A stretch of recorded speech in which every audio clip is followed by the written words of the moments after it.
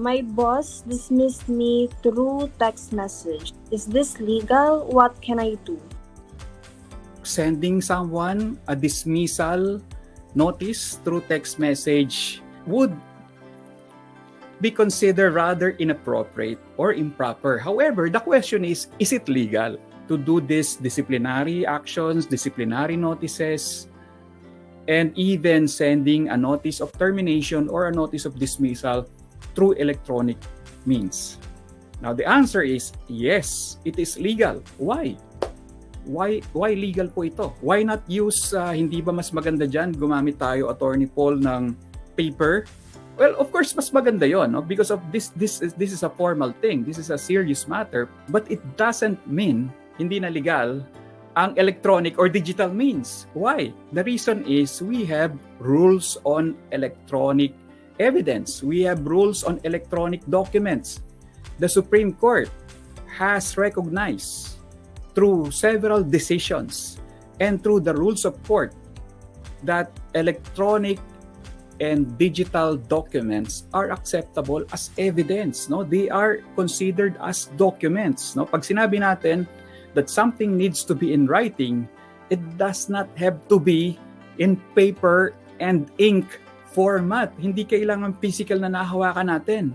Pwede po ang text message, pwede po ang email, pwede po ang online chat na gamitin for all these serious disciplinary notices, no? Ang challenge po natin dyan, how are we able to prove na na-receive ito ng employee? Because importante po yan. Hindi lang po important na meron tayong memo, meron tayong written notice. Equally important is that we were able to prove that this notice was actually delivered or sent to the employee. So it's a challenge, no? Giving it to the employee. What if the employee we sent a text message to did not reply or did not acknowledge the text message? What if the employee we sent an email to did not reply or acknowledge your email? Yung sa old school, yung paper and ink, diba? Ang challenge mo dyan is ayaw i-receive, no? Yung receiving copy, yung file copy ng company. So anong sagot doon pag ayaw i-receive ng employee? So the usual way is just execute an affidavit of service claiming that on this particular date and time, they attempted to give the employee a copy of the memo or the written notice. However, the employee refused to sign or acknowledge receipt or receive it. And that will be the word of the employee against the word of the person who's trying to give it.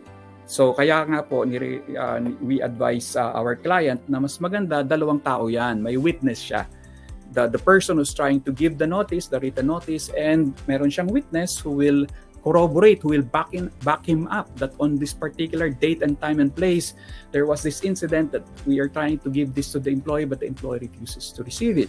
And so that's it. That's okay na po yun. Considered valid na po yung pag-service.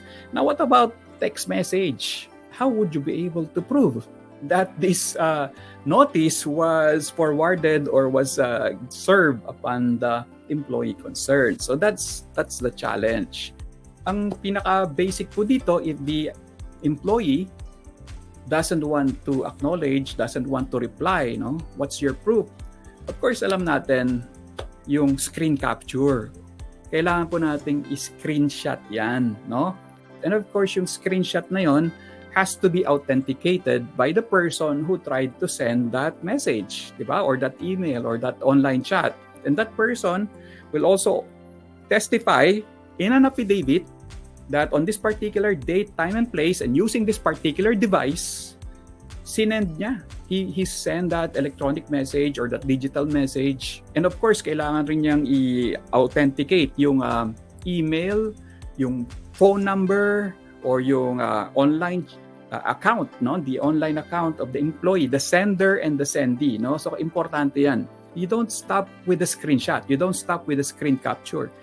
You have to make sure that the person on the other side, the labor arbiter, the labor official, the regional director, or the lawyer, no, whoever is reading, na they would understand that your electronic document that you have screen capture and attached to your position paper is really an authentic document. Hindi yan fake document. 2023 na po. So dapat alam na po natin yung bagong paraan ng communication, how to use electronic evidence, electronic documents, and how to prove them in court or even in a labor case.